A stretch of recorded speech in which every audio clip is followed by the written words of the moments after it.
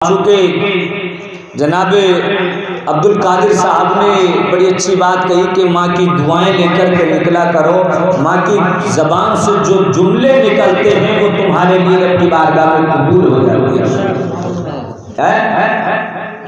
मैंने कहा है कि रिवायत के मुताबिक नाम अब्दुल्ला रखा गया, लेकिन माँ ने नाम उवैस रख दिया।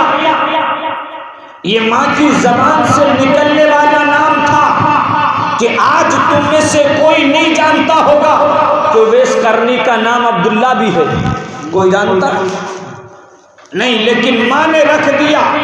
रब ने माँ की ज़बान से निकले हुए नाम को कबूल कर लिया और ये नाम इतना कबूल किया गया, इतना पसंद किया गया, इतना पसंद किया गया कि आज 1400 साल का अरसा गुजर चुका है, लेकिन सिर्फ जवान ही नहीं, बूढ़े ही नहीं, बल्कि हमारी नस्लों के छोटे छोटे बच्चों से भी अगर पूछ लिया जाए कि उवैस करनी कौन है, तो सीने पर हाथ मार करके कहेंगे कि उवैस करनी उस आशिक का नाम है जिसकी जिंदगी को पढ़ने के बाद में इसके रिसालत का सबक मिलता है, इसके रिसालत का सबक मिलता है। लोग समझते हैं कि दौलत होगी तब शोहरत पा जाएंगे, लोग समझते हैं ताकत होगी तब शोहरत पा जाएंगे, लोग समझते हैं कोई ओहदा व मनसब होगा तब हम कहीं जाकर के शोहरत याफ्ता हो जाएंगे।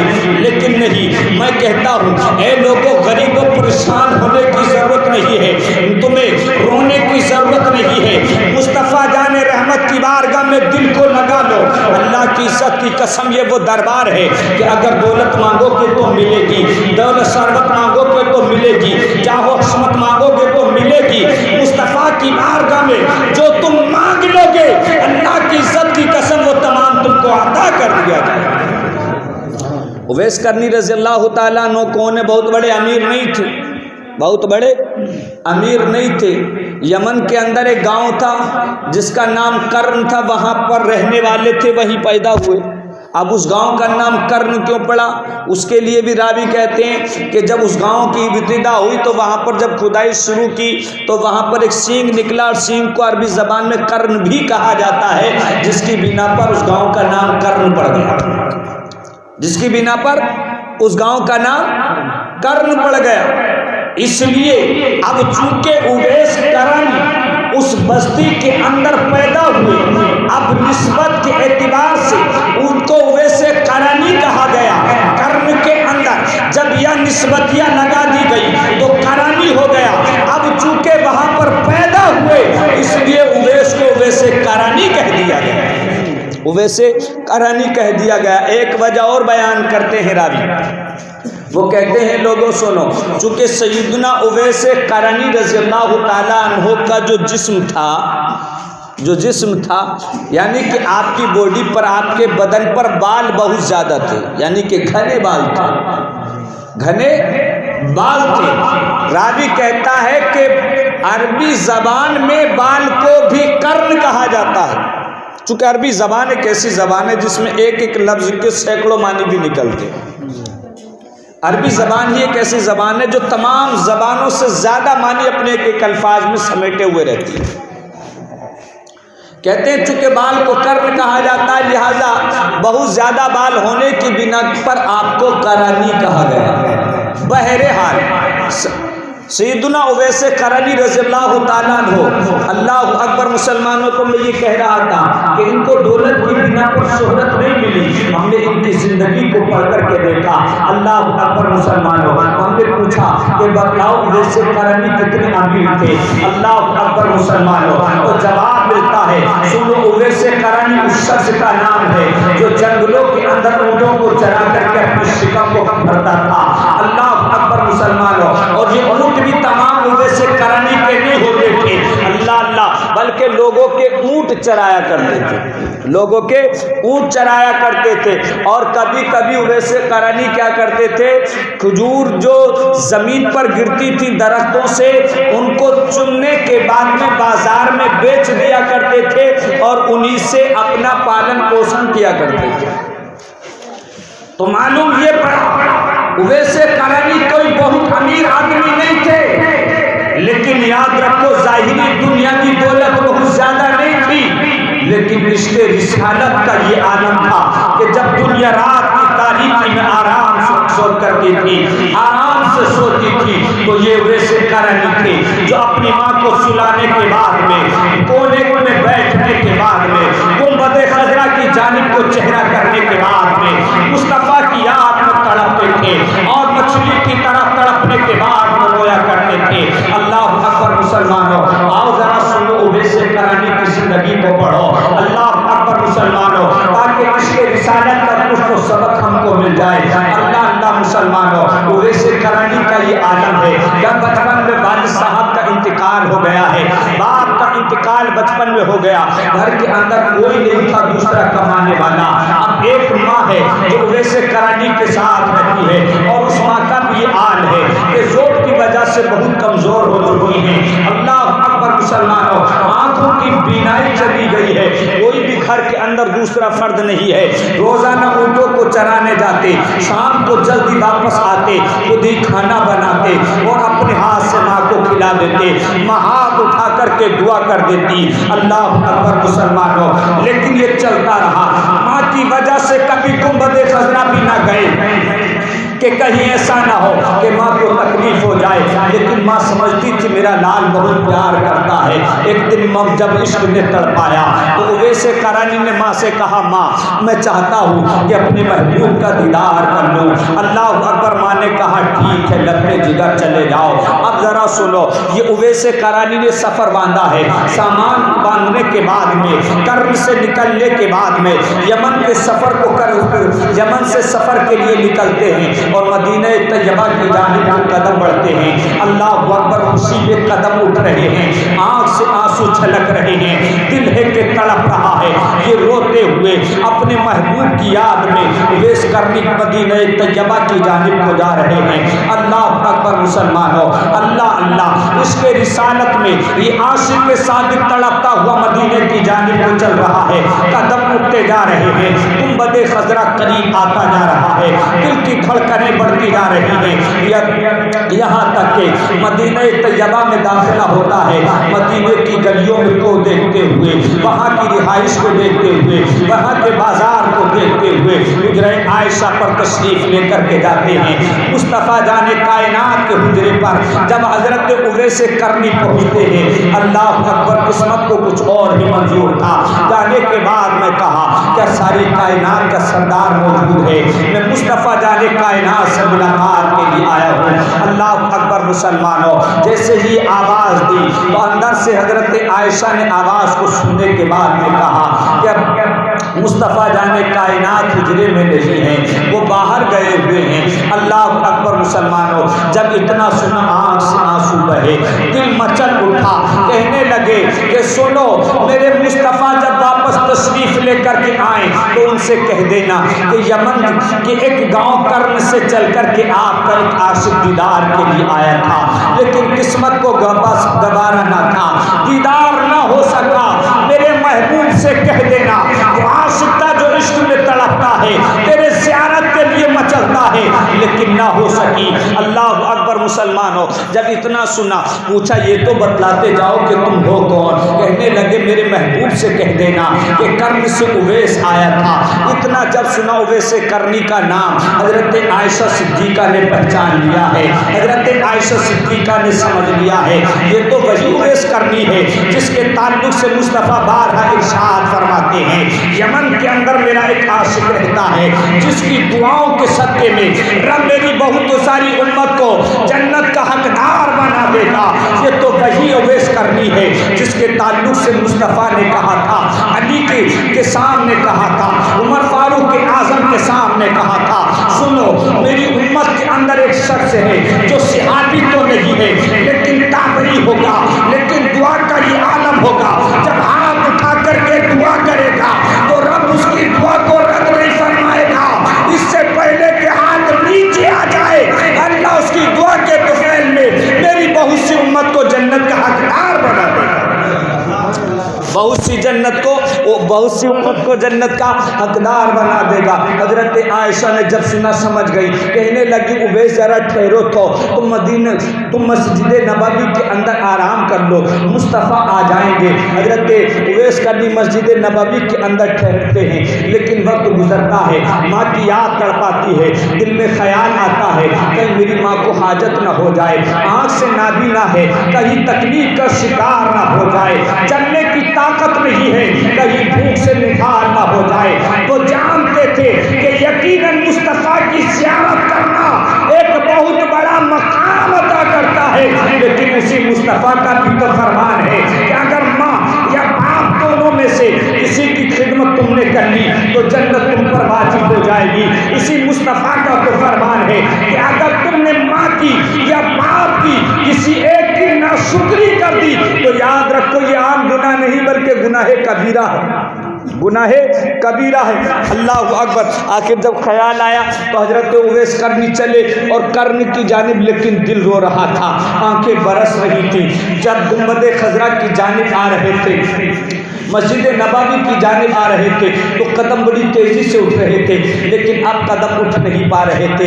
इसके अलावा एक और रिवायत है जिसमें मिलता है कि हजरत आयशा ने कहा था कि उवैस तुम दीदार मुस्तफ़ा के लिए आए हो, लेकिन मुस्तफ़ा तो जंग पर तशरीफ लेकर के गए हैं। अल्लाह अकबर। माँ हंसिए कि उवैस करनी वापस चले आए हैं। अल्लाह अल्लाह मुसलमानों, आने के बाद अपने काम में मशगूल हो जाते हैं, लेकिन सुनो, जैसे ही मुस्तफ़ा जाने कायनात बाहर से तशरीफ लाते हैं, अभी उवैस करनी मदीने तैयबा से निकले ही थे, हुजरे आयशा में जब मुस्तफ़ा ने कदम रखा तो हजरत आयशा ने कहा या रसूल अल्लाह, आप जिस उवैस की बात करते थे वो उवैस आज आपके दीदार के लिए आया था। अल्लाह अकबर। मेरे मुस्तफ़ा ने जब इतना सुना, रावी कहता है कि मुस्तफ़ा फौरन हुजरे आयशा से निकले और सहाबा से कहा सुनो, उवैस यहाँ आया था और मेरा दीदार किए बगैर जा रहा है, जाओ चार जानिब फैल जाओ और फैलने के बाद में उवैस जहां भी मिले उसको बुलाकर मेरे पास ले आओ, मेरे पास। आप इधर ध्यान दो, उधर मत तवज्जो दो, इधर ध्यान दो और मखसूस बातें सुनो। अल्लाह अकबर मुसलमानों। लेकिन जब सहाबा दौड़े उवैस करनी की तलाश में, तब तक चूँकि हजरत उवैस करनी मदीना को पार कर चुके थे और वालिदा की खिदमत के लिए जल्दी से निकल गए थे और सहाबा कराम को तलाश विस्यार के बाद ना मिले। आका से कहा या रसूलल्लाह, उवैस को हम तलाश ना कर सके। अल्लाह अकबर मुसलमानों। ये उवैस करनी है, वापस पलट करके आते हैं, अपने काम में मशगूल हो जाते हैं। उन दिनों यमन के अंदर ये आलम था, एक जानवर जिसको आप तमाम जानते हैं, भेड़िया जिसको बोला जाता है। उस दौर यमन के, उस टाइम यमन के अंदर उन्होंने आतंक मचा रखा था। ऊँट जो चरागाहों में जाकर के चरते थे, ये भेड़िए इकट्ठा होकर के इज्तिमाई तौर पर उस पर हमला करते थे और जानवरों को फाड़ देते थे। लेकिन उवैस करनी के ऊँटों का ये आलम था कि उवैस करनी जब जंगल में ऊँटों को लेकर के जाते तो खुद ऊँटों को खुला छोड़ देते और मुसल्ला बिछा करके रब की इबादत में मशगूल हो जाते, रब की इबादत में मशगूल हो जाते। यमन के अंदर भेड़िए आतंक मचा रहे थे, लेकिन उवैस करनी के ऊँट जंगल में चरते रहते। उवैस रब की बारगाह में सर झुका करके अपने रब से मुलाकात करते रहते। लेकिन तारीख बतलाती है उवैस रब की बारगाह में इबादत करते थे। अल्लाह रब्बुल इज्जत उवैस के ऊँटों की फरिश्तों से हिफाजत कराता था। ये मकाम था उवैस करनी का। अल्लाह अकबर मुसलमानों। कौन उवैस करनी है जिनकी अब तुम कुछ दिनों के बाद में शब बारात पर फातिहा खानी करते हो, इसाले सवाब की महफिलें सजाते हो। अल्लाह अकबर। तारीख बतलाती है कि उवैस करनी मदीना तैयबा को 2 मरतबा गए। एक तो ये सफ़र हुआ जिसमें मुलाकात नहीं हो सकी, एक मरतबा फिर जब हजरत उवैस करनी की वालिदा का इंतकाल हो गया और उसके बाद में हजरत उवैस करनी फिर दोबारा मदीने तैयबा को गए कि अब तो वालिदा भी नहीं है, अब तो चूंकि हम आज़ाद हैं, लिहाजा अब दीदार करके ही आएंगे चाहे वक्त लग जाए, लेकिन किस्मत को अभी भी मंजूर न था। अब इस बार जब उवैस करनी मदीना तैयबा पहुँचते हैं, मस्जिद नबवी में जा कर के सहाबा से पूछते हैं, ए सहाबा ये तो बतलाओ, मैं सारी ज़िंदगी जिस मुस्तफ़ा के इश्क में तड़पता रहा, मैं सारी ज़िंदगी जिसके इश्क में मचलता रहा, मैं सारी ज़िंदगी जिसकी ज़ियारत के लिए तड़पता रहा, आँख बरसती रही, दिल तड़पता रहा, ए सहाबा ये बतलाओ कि वो आमिना का लाल किधर है? ताखीर ना करो, जल्दी से बतलाओ ताकि इस बेताब दिल को कुछ करार हासिल हो जाए। अल्लाह अकबर। सहाबा ने नजर उठा करके देखा, पूछा ये दीवाने ये तो बतलाओ तुम कौन हो? इसलिए कि उवैस करने का आलम ये था कि इश्क रिसालत में सरशार होकर के अब जब सफर कर रहे थे तो बाल बिखर गए थे, बच्चा सिर्फ एक चादर थी जो ऊंट की खाल से बनी हुई थी। अल्लाह अकबर। मुसलमानों, बिखरे हुए बाल को देख करके कहा सहाबा ने, ए दीवाने तुम ये बतलाओ कि कौन हो? उम्मत खजरा के मक्की से क्यों मिलना चाहते हो? अल्लाह अकबर। कहने लगे नबी से इश्क करता हूँ, उसी की मोहब्बत में जिंदगी को गुजारता हूँ, अब बर्दाश्त नहीं होता है, आशिक के सादिक को बर्दाश्त नहीं होता कि महबूब से दूर रखा जाए, ये बतलाओ महबूब किधर है? अल्लाह अकबर। आंखों से आंसू को बरसते जब देखा, सहाबा ने खड़े होकर के उवैस के कांधे पर हाथ रखा, ए उवैस रोने की जरूरत नहीं है, याद रखो अभी तुम कहने लगे उवैस दोबारा आया हूँ, अब तो दीदार हो ही जाएगा। सहाबा ने कहा उवैस किस्मत को शायद अभी भी मंजूर नहीं है।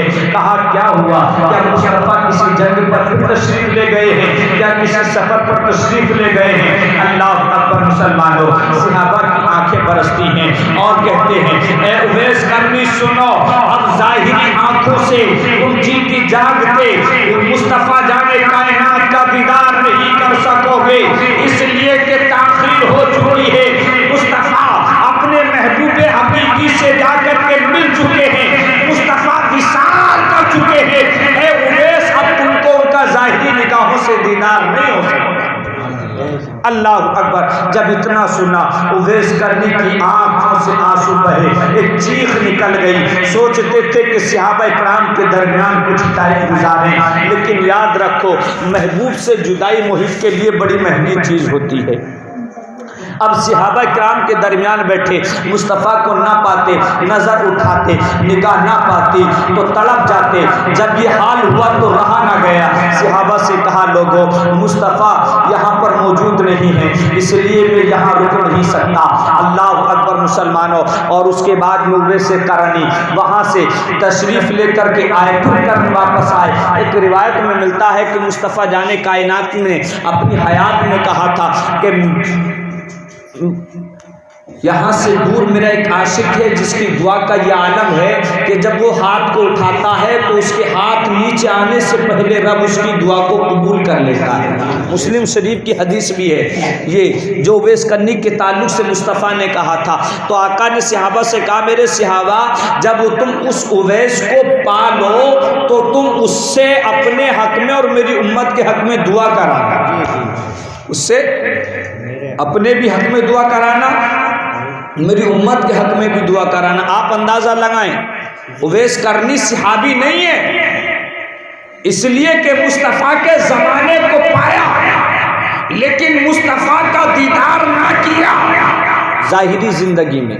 वैसे तो रूहानी मुलाकात का ये आलम था उवैस करनी के कि उवैस करनी ज़ाहिरी तौर पर किसी मदरसे में पढ़े नहीं थे, लेकिन रूहानी वास्ता मुस्तफ़ा से इतना मजबूत था कि उवैस करनी वो तमाम जानते थे जो कोई आलिम आज के दौर में नहीं जान पाता। ये आलम था रूहानी वास्ते का। तो मुस्तफ़ा ने फरमाया जहाँ पालो दुआ कराना। अल्लाह अकबर। मुसलमानों, आप अंदाज़ा लगाएं मुस्तफ़ा ने कहा, यह इसीलिए उलमा फरमाते हैं कि ताबईन में बहुत बड़ा मकाम उवैस करनी का है, बहुत बड़ा मकाम उवैस करनी का है। अल्लाह अकबर। मुसलमानों, फिर कहा मुस्तफ़ा जाने कायनात से कि तुम जाओ, जाने के बाद में वो मेरे पास नहीं आ सकता, इसलिए कि माँ से मोहब्बत करता है और उसकी माँ की जो खिदमत है उस पर ज़रूरी है, इसलिए कि उसकी माँ को उसकी ज़रूरत है। उसको, उसकी माँ को उसकी जरूरत है, इसलिए कि वो आंख से देख नहीं सकती, वो खुद चल कर के खाना नहीं बना सकती, इसलिए उवैस की बहुत सख्त जरूरत उसकी माँ को है, लिहाजा छोड़ करके नहीं आ सकता। लिहाजा तुम अगर उसको पालो तो दुआ कराना, दुआ कराना। मुस्तफ़ा ने अपना पैराहन जुब्बा दिया कि जहां भी मिले मेरा ये जुब्बा भी उवैस को अता कर देना और कहना उवैस इस जुब्बे को पहन लो और पहनने के बाद मुस्तफ़ा की उम्मत के लिए दुआ फरमा दो। अल्लाह अकबर। मुसलमानों, चले सहाबा, एक रिवायत में मिलता है, वो मनकूल है कि हजरत उमर और हजरत अली थे। बहरहाल सहाबा चले उवैस करनी के पास पहुंचे, अल्लाह अकबर। लेकिन जब पहुंचे तो लोगों से पूछा ये बतलाओ कि तुम उवैस को जानते हो? लोगों ने बताया इस बस्ती में तो एक ही उवैस रहता है, इस बस्ती में एक ही उवैस रहता है। कहा उसको जानते हो? कहा कुछ हुलिया उसका है? तो लोगों ने बतलाया भाई एक ही उवैस रहता है जिसके बाल भी बिखरे रहते हैं, जिसके पास चादर भी एक ही है, एक ही इजार है और एक ही उसके पास कंबल है, गरीब आदमी है, दीवाना है, रोता रहता है, अपने महबूब की याद में तड़पता रहता है, पता नहीं किसकी मोहब्बत में इतना दीवाना रहता है। हम वो तो बस एक ही उवैस है हमारे इलाके में जो कि दीवाना बाहर फिरता रहता है, रोता रहता है। तो सहाबा ने कहा उसी से तो मुलाकात करना है, उसी से तो मुलाकात करना है। अल्लाह अकबर। पहुंचे, हजरत उवैस करनी से मुलाकात हो गई। कहने लगे उवैस सुनो, मुस्तफ़ा ने तुम्हारे लिए सलाम भेजा है। अल्लाह अकबर। मुसलमानों, महबूब का नाम जब सुना तो रोने लगे, कहने लगे ये बताओ मेरे मुस्तफ़ा कैसे हैं? सहाबा ने हालात से आगाही दी। उसके बाद में उवैस करनी से सहाबा ने कहा लो ये जुब्बा है, मुस्तफ़ा ने भेजा है, मुस्तफ़ा का पैराहन है, इसको पहन लो। पहनने के बाद में रब की बारगाह में उम्मत मुहम्मदिया के लिए दुआ फरमा दो, दुआ फरमा दो। अल्लाह अकबर। मुसलमानों, जब ये जुब्बा लिया उवैस करनी ने, आंखों से आंसू बह रहे थे। रिवायत में मिलता है कि पहना नहीं है, मुसल्ले पर सामने रख दिया है, रब की बारगाह में हाथ उठा दिया है और इस आशिक के सादिक ने रब की बारगाह में आंसुओं को बहाना शुरू किया है। उम्मत मुहम्मदिया की बख्शिश के लिए जब दुआ करना शुरू की है, रिवायत में मिलता है आतिश से आवाज आती है उवैस हाथ नीचे कर ले, हमने तेरी दुआ के तुफैल कई हजार को जन्नत का हकदार बना दिया है, कई हजार को जन्नत का हकदार बना दिया। उवैस करनी ने कहा मौला लेकिन मैं तो सभी की बख्शिश चाहता हूँ जी। फिर हातिफ से आवाज आती है उवैस हमने कई हजार को और मजीद जन्नत का हकदार बना दिया। अल्लाह अकबर। उवैस ने कहा लेकिन मौला मुझे तो और ज्यादा चाहिए। फिर हातिफ से आवाज आती है ए उवैस करनी सुन, तू दुआ कर रहा है, हमने तेरी दुआ के तुफैल में बनु रबिया और बनी मुजर के जितने जानवर हैं उन जानवरों के जिस्म पर जितने बाल हैं उन बालों के मुताबिक हमने उम्मत मुहम्मदिया को तेरी दुआ के तुफैल में जन्नत का हकदार बना दिया, तेरी दुआ के तुफैल जन्नत का हकदार बना दिया है। अल्लाह अकबर। मुसलमानों, ये बनी मुद्र और बनी रबिया की बकरियां जानवर कितने थे इनके ताल्लुक से मिलता है कि ये दोनों कबीले अपने जानवरों के बिना से ही पहचाने जाते थे, कितने जानवर थे। अब आप अंदाजा लगाएं। अल्लाह अकबर। मुसलमानों, तो वो रो रहे थे तुम्हारी मोहब्बत में, आज तुम उनको इज़हार कर रहे हो तो याद रखो उन पर एहसान नहीं कर रहे हो, उन्होंने पहले तुम पर एहसान कर दिया है। और याद रखो हम जब ख्वाजा को इशार करते हैं, हम उवैस को इशार करते हैं, हम इमाम जाफर को जब इशार करते हैं तो इसलिए नहीं करते हैं कि रब हमारे इशार से उनको जन्नत का हकदार बना देगा, नहीं बल्कि इसलिए करते हैं वो रब के महबूब बंदे हैं, हम उनको इशार करेंगे, अल्लाह उनके सदके में हमको जन्नत का हकदार बना देगा। बेशक बेशक अल्लाह उनके सदके में हमको जन्नत का हकदार बना देगा। अल्लाह अकबर। मुसलमानों, बहरहाल ये कौन है? उवैस करनी है। इसको होना चाहिए तो उवैस करनी की तरह होना चाहिए। रात की तारीकी में उठ करके कभी तो मुस्तफ़ा की बारगाह में उनकी याद में रो लिया करो। आज नौजवानों आंख खुलती है तो रात की तारीकी में भी हाथ मोबाइल की जानिब हो जाता है। लेकिन मुस्तफ़ा फरमाते हैं अगर रब की जानिब से मुझे इल्म मिलता तो मैं उम्मत पर ये फर्ज करार दे देता कि रात की तारीकी में उठ करके कम से कम 2 रकत नफिल नमाज तो ज़रूर अदा करें, 2 रकत नमाज तो ज़रूर अदा करें।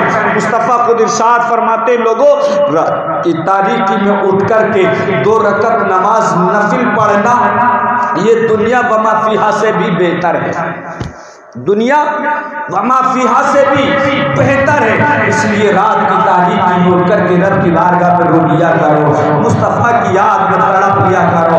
तुम यहाँ रोगे, यहाँ तड़पोगे, अल्लाह की इज्जत की कसम, मुस्तफ़ा की मोहब्बत में तुम आंखों से आंसू बहा करके तो देखो, हश्र के मैदान में अल्लाह रब्बुल इज्जत तुम्हारे तमाम गुनाहों को उन्हीं आंसुओं के तुफैल धो डालेगा।